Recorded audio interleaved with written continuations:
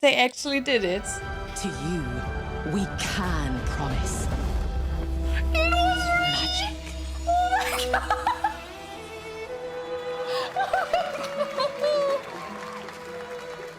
Guild Wars Free is real. Not maybe, not under review, not no comment. ArenaNet just announced Guild Wars Free at Summer Game Fest. Yesterday I uploaded a video saying Guild Wars Free ? And apparently the correct answer was yes, it is literally Guild Wars Free. So I was wrong about one thing. ArenaNet is totally keeping the name. But honestly, I get it. The IP is big, the name is powerful, people understand it instantly. And if you are revealing your first brand new ArenaNet game in almost 2 damn decades on a stage like Summer Game Fest, Guild Wars Free is simply the name that makes the world look up. But here's the part that makes me lose my mind. We are playing a prequel, or at least a Guild Wars Free that goes back to the oldest wound in Tyria, or is actually alive. Take deep breaths with me. Here is everything we officially know. ArenaNet is developing Guild Wars Free. The official blog says we will explore ore like we have never been able to before. We join the Vaelwardens, a guild sworn to protect the land of ore, the people who live beyond the walls of its towns and cities, and the natural spirits who call ore home. The Steam page describes Guild Wars Free as an action-adventure MMORPG. The wording matters. Not just MMORPG, not just online RPG. Action-adventure MMORPG. It promises action combat, character building and skill collection, which sounds like ArenaNet trying to combine modern action combat with the old Guild Wars obsession with builds and skills. The Steam page also makes movement sound like a core pillar of the game. Glide, leap, sprint, ride, and transfer momentum between different modes of travel. So movement is not just a convenience feature. Movement is part of the game's identity. And for the first time, Tyria is officially coming to PlayStation 5 as well as PC. There is no release date yet. Steam says to be announced, and the trailer said that too. But the official blog mentions a chance to join the Guild Wars Free beta in fall 2027. So this is not tomorrow, but this is real. After the announcement rush basically broke the website for a while, it's finally back online, and now we have a few more details. First, one massive extra confirmation. This takes place more than 1,000 years before the original Guild Wars. So we are not just going forward to Guild Wars 3, we are going all the way back before Guild Wars 1, before Guild Wars 2, into an ore that is still very much alive. That means my guess that they might avoid the name was wrong. They are keeping the big name, and honestly, I get it. Guild Wars 3 is strong, instantly understandable, and big enough to cut through Summer Game Fest noise around press. But because the setting is a prequel, the number becomes less scary. New players are not being dropped into part 3 of 20 years of history. They are starting before everything we already know. Now we need to talk about ore, because the teaser was not lying. The arches, the water, the pale monumental architecture, the city in the haze, the red banners, it was ore, not sunken ore, not undead ore, living and thriving ore. And this version of ore looks alive. Green, vast, mythic, full of movement. That alone is insane, because Guild Wars players mostly know ore as tragedy. A kingdom destroyed and drowned by the cataclysm, and then later raised and corrupted by Zaitan. But here, ArenaNet is not showing us the wound, they are showing us the world before, or maybe the world that existed around it.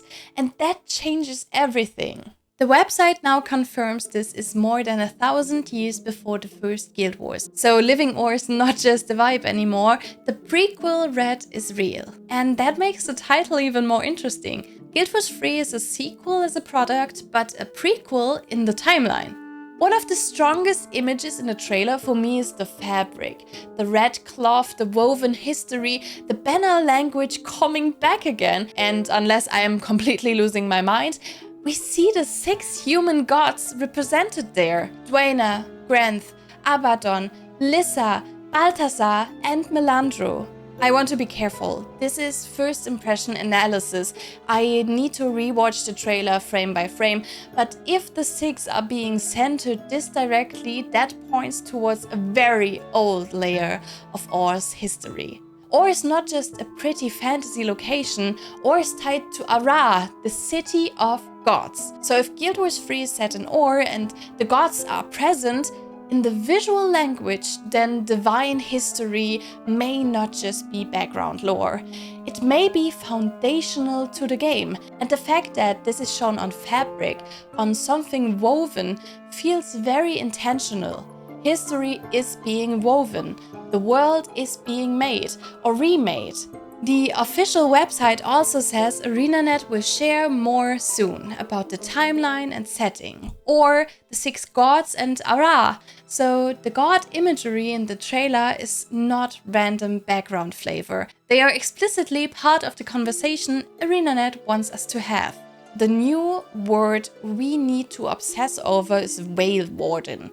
The official description says we become a Vaelwarden, a guardian of Or, protector of the people and spirits that call Or home. That tells us, first, this is not framed as a commander fantasy. Not you are the chosen dragon slayer, not you are the hero of Tyria. At least from the wording, this sounds more local, more grounded. You are bound to a land. You protect the people beyond the walls. You protect spirits. That is a very different starting point. So the Vaelwardens are not protecting Or in the peaceful vacuum. They exist inside an ongoing guild conflict. That is very Guild Wars. Not just monsters, not just wilderness, people, power, land, spirits, and guilds pulling in different directions. And that fits the trailer. We see a player character moving through Or, riding through forests, running across terrain, climbing upwards, crossing a world that feels like a frontier. Not just a map, a land you travel through. Then there are the spirits.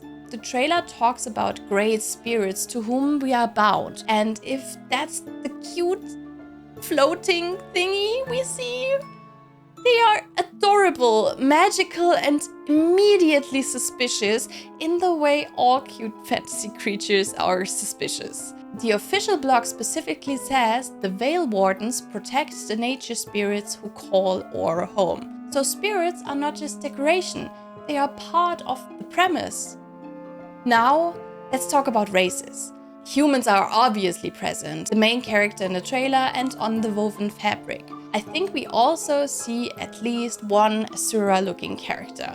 Then there's a hooded figure, and I am asking if that's the Canthan human sitting there or if that is another race hiding. And at last, there's a Coden, the big bears that traveled, or we learned that in Janthir Wilds. This is first look trailer language. Sometimes trailers show NPC cultures, companions, spirits, or factions, not playable options. So I would not call Playable Races confirmed yet, except that humans are clearly central. But the big question is this. Is Guild Wars 3 a human-centered Or origin, or is ArenaNet building an Or where multiple people already belong to the frontier?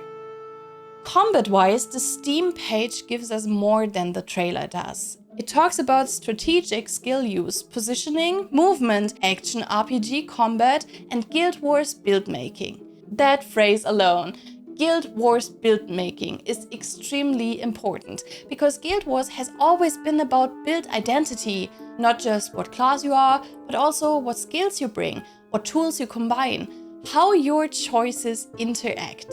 In the trailer, I can maybe read a few archetypes. Someone with a greatsword, someone with a bow, and a staff-using magic figure. But I would not call these professions yet. Weapons are visible, classes are not confirmed. The bigger takeaway is this. ArenaNet is not describing combat as a copy of Guild Wars 2. They are describing a new action combat system that still wants to preserve the Guild Wars DNA of builds, skills, and player expression.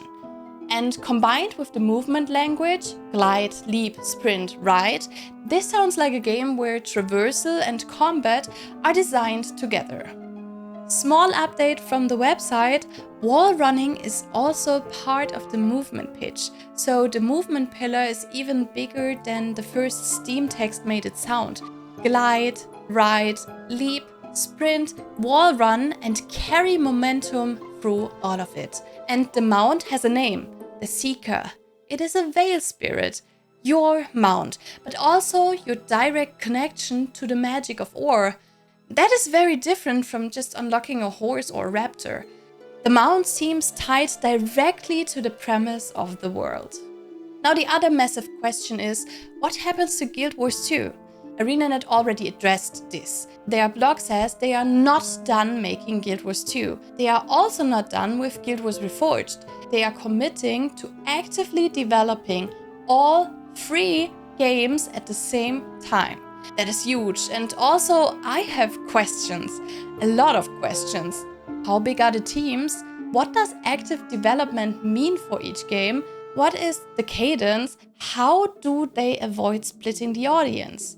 ArenaNet says we will hear more today in a studio update video and the next week in a live stream with Colin Johansson and Josh Davis. So yesterday was the announcement, today is where the strategy gets interesting. The Guild Wars 3 website also says more is coming in the next week, specifically about the timeline and setting of Guild Wars 3 or the 6 gods and the capital city of Ara. That is basically a checklist of everything lore people are already losing their minds about. So my immediate read. Guild Wars 3 is real. It is set in ore, it is set more than 1,000 years before the original Guild Wars. Rival guilds are competing across ore, movement includes wall running, the Seeker mount is a Vael spirit connected to ore's magic, and ArenaNet is already teasing future info about the 6 gods and Ara. It is an action-adventure MMORPG, it is coming to PC and PlayStation 5, it is built around movement, action combat, build making, skill collection, Vaelwardens, natural spirits, and a version of ore we have never been able to explore before. And emotionally, this feels like exactly the kind of new entry point I hoped ArenaNet was building. A new era, but built out of the deepest roots of Guild Wars lore. This is only my first reaction. The detailed breakdown comes in a few days, I think. With the studio update coming, I have to prioritize a bit, but everything will work out, I think. I definitely need to rewatch the trailer frame by frame. I need to look more at the gods, the spirits, the races, the weapons, the movement, or Ara, the Vaelwardens, and what this means for Guild Wars 2. So subscribe if you want a full breakdown and if you want to hear more about Guild Wars 3 or the other games from the franchise. Ore is alive, I'm Jewel, and Tyria is absolutely not done with us yet.